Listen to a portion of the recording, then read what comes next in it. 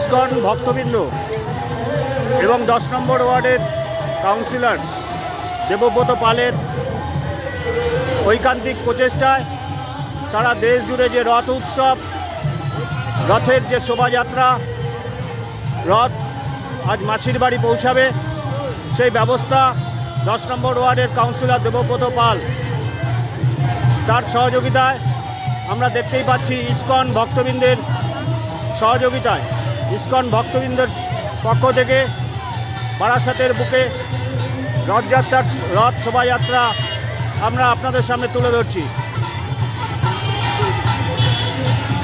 প্রভুপাদ শিল প্রভুপাদকে নিয়ে যাচ্ছে, দেখতেই পাচ্ছেন। তারপরে এগিয়ে আসছে জগন্নাথ, বলরাম, সুভদ্রার রথ আপনাদের সামনে আমরা তুলে ধরছি।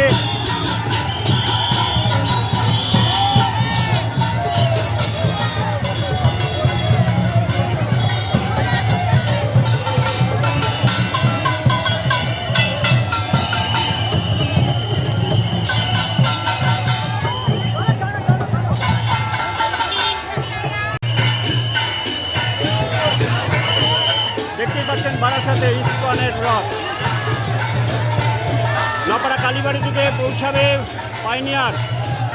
আমরা আপনাদের সামনে তুলে দিচ্ছি, আমাদের দর্শকদের সামনে তুলে ধরার চেষ্টা করছি। অসংখ্য মানুষের ঢল বারাসাতে কালীবাড়ি থেকে ধীরে ধীরে এগিয়ে চলেছে রথ জগন্নাথ, বলরাম, সুভদ্রাকে নিয়ে।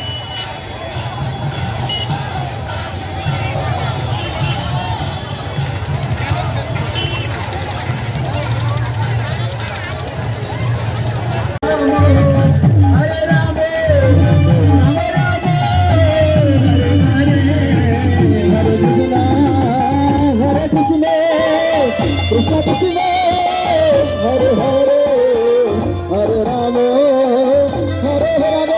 মানুষের ঢল নিয়ে 10 নম্বর ওয়ার্ডের কাউন্সিলর দেবব্রত পালের এবং ইসকন ভক্তবৃন্দের কৃষ্ণ হরে হরে হরে সম্পূর্ণ সহযোগিতায় বারাসাতের নপাড়া কালীবাড়ি থেকে পাইনিয়ার পার্ক অবধি সারা দেশ জুড়ে যে রথ উৎসব পালিত হচ্ছে, সেই রথ উৎসব বারাসাতের বুকেও শুরু হয়েছে। আমরা আমাদের সমস্ত দর্শকদের কাছে তুলে ধরার চেষ্টা করছি। গত 2 বছর ধরে এই নপাড়া কালীবাড়ি থেকে ইসকনের ভক্তবৃন্দ এবং দেবব্রত পাল 10 নম্বর ওয়ার্ডের কাউন্সিলর দেবব্রত পালের সহযোগিতায় বারাসাতের বুকে এক বিরাট রথের শোভাযাত্রা আপনাদের সামনে আমরা তুলে ধরছি।